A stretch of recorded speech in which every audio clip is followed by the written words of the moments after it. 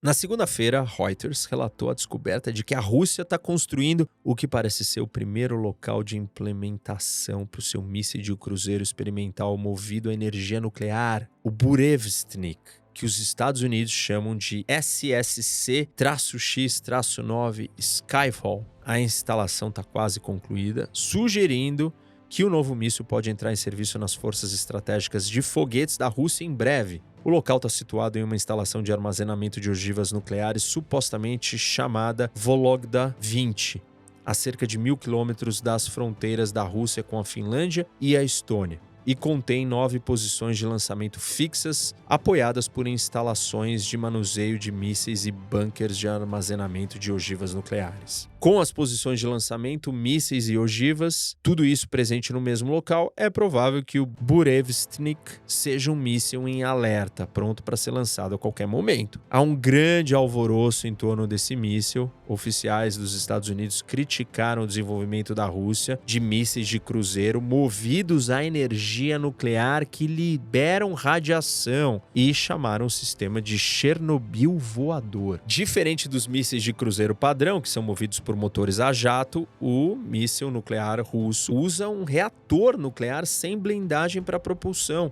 Isso lhe confere a capacidade de voar por distâncias quase ilimitadas, pelo menos em teoria. Se implementado, o Burevestnik seria o primeiro míssil desse tipo a ser realmente utilizado. Os Estados Unidos exploraram o conceito de um míssil movido a energia nuclear nas décadas de 1950 e 1960, sobre o projeto Pluto, mas cancelaram o projeto devido à preocupação com o perigo que o sistema representaria para a própria população dos Estados Unidos. Tais preocupações foram validadas em 2019, quando o Burevestnik russo explodiu durante um teste e matou vários cientistas de mísseis russos. O avançado sistema de propulsão do Burevestnik e seu alcance virtualmente ilimitado podem permitir que a Rússia use o míssil de maneiras radicalmente novas. Em 2020, o chefe de inteligência de defesa do Reino Unido, General James Hockenhull, disse a repórteres que Moscou estava testando um sistema de míssil de cruzeiro movido a energia nuclear com alcance global, que permitiria atacar a partir de direções inesperadas e fornecer um tempo de espera quase indefinido, o que significa que o míssil poderia voar ao redor de um alvo designado por longos períodos antes de atacar, potencialmente até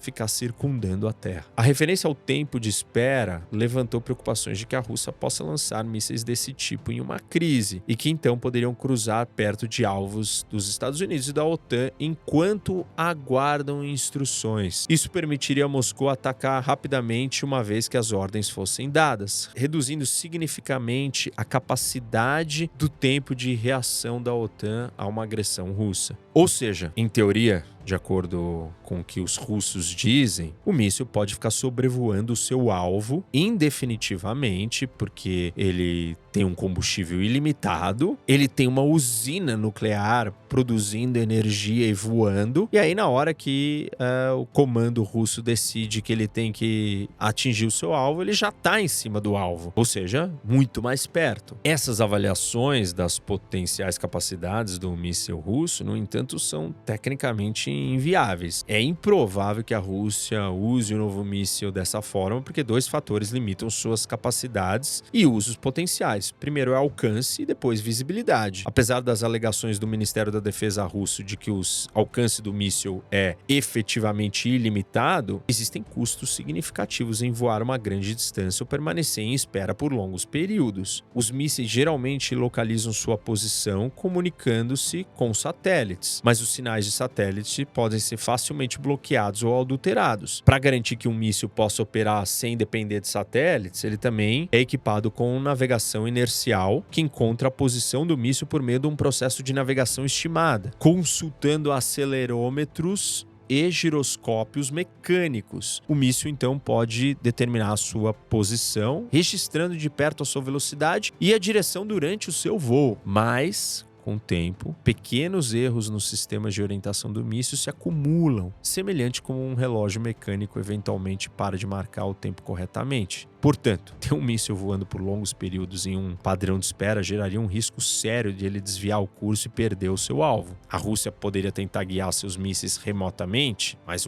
alcance limitado dos sistemas de comunicação russos, juntamente com o pequeno problema da curvatura da Terra, restringiria drasticamente a área na qual a Rússia poderia guiar ativamente um míssil desses. É improvável que a Rússia pudesse enviar mísseis longe de casa e ainda ser capaz de se comunicar de forma confiável com esses mísseis. Se a Rússia eventualmente instalasse orientação remota, os mísseis ainda assim seriam vulneráveis a atividades da guerra eletrônica. Isso não significa que o alcance estendido do Chernobyl voador russo seja inútil. Mísseis de cruzeiro são efetivamente aviões descartáveis, como aviões, seu alcance é determinado por fatores de eficiência de combustível. A altitude na qual um míssil voa representa um trade-off, uma perda importante. Alcance versus detecção. Quanto mais alto um míssil movido por um motor a jato tradicional voa, mais eficiente em termos de combustível ele se torna, porque o ar é mais fino quanto mais alto a gente vai e tem menos resistência. Mas mísseis de cruzeiro que voam em altitudes mais altas também são mais fáceis de serem detectados por radares. Por outro lado,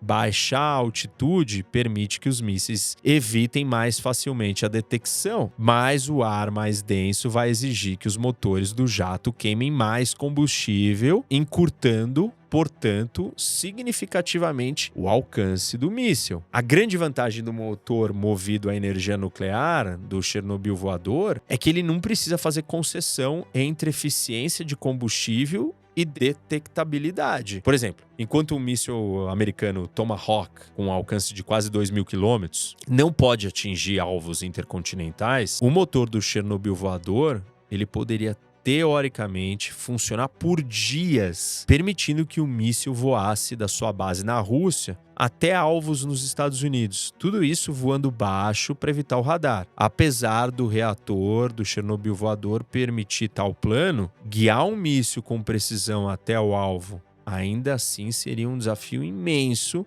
como eu já expliquei aqui. Embora o Chernobyl voador possa ser mais difícil de se detectar, porque ele está voando mais baixo e ele pode gastar mais combustível para voar mais baixo, ele não é invisível. Mísseis de cruzeiro são mais furtivos que outros mísseis porque eles geram assinaturas de calor fortes apenas no momento do seu lançamento. Após esse primeiro momento, a assinatura de calor será menor, não indetectável, mas mais difícil de rastrear, especialmente por satélites no espaço que devem enxergar através de uma atmosfera muitas vezes nublada. No entanto, o Chernobyl voador, essa vantagem se dissipa quanto mais tempo a Rússia o deixa voando no ar. Manter um míssil em prontidão no ar por longos períodos daria os ativos de defesa aérea da OTAN baseados em terra, mar, ar e no espaço mais tempo para detectar esse míssil e agir para interceptá-lo. A Rússia poderia ter tentado mitigar esse problema tornando o sistema de lançamento móvel, permitindo esconder de onde o míssil se originou, mas não fez isso.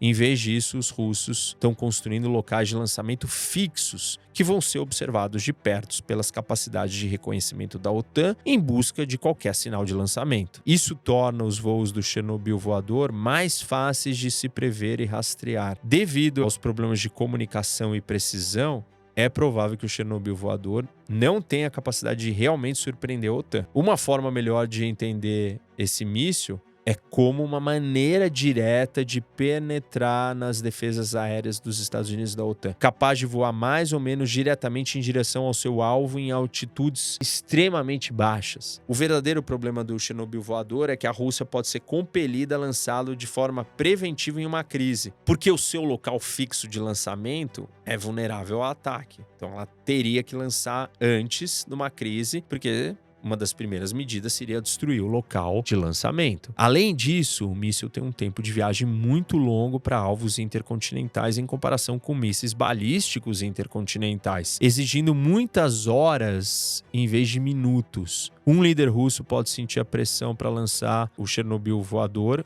antes que os Estados Unidos tenham a chance de manobrar os seus ativos de defesa aérea e antes que o local de lançamento possa ser destruído por mísseis da OTAN, incluindo, por exemplo, os mísseis hipersônicos convencionais que os Estados Unidos vão implementar na Alemanha em 2026. Embora os líderes russos possam sentir a pressão para usar o Chernobyl voador preventivamente, não há razão para que Moscou não possa ser dissuadida de iniciar uma guerra nuclear usando o míssil. Os estados da OTAN podem tentar prevenir isso investindo em infraestrutura militar que poderia sobreviver a um primeiro ataque nuclear russo e responder, tornando seus alvos menos tentadores desde o início. Isso significa adicionar dispersão e redundância às defesas da OTAN em locais que seriam alvos iniciais, como radares e campos de aviação, especialmente nos Estados Unidos, onde os ativos nunca foram ameaçados por sistemas russos difíceis de detectar. O Chernobyl voador não é uma arma milagrosa. E os desafios que ele apresenta para a segurança da OTAN não são novos nem incontroláveis. Pode parecer assustador, né, no papel, mas a inviabilidade técnica da sua missão limita o grau da sua ameaça também. Grande parte do alarde em torno do míssil decorre do blefe russo sobre as suas capacidades. Nesse contexto, talvez uma das melhores coisas que a OTAN possa fazer para se manter forte em uma crise seja desmascarar essa arma pelo que ela realmente é, uma arma de terror e não uma arma com uma solução milagrosa. Até agora, as únicas pessoas que o Chernobyl voador matou foram seus próprios projetistas. Combater a propaganda russa ajuda a manter as coisas desse jeito.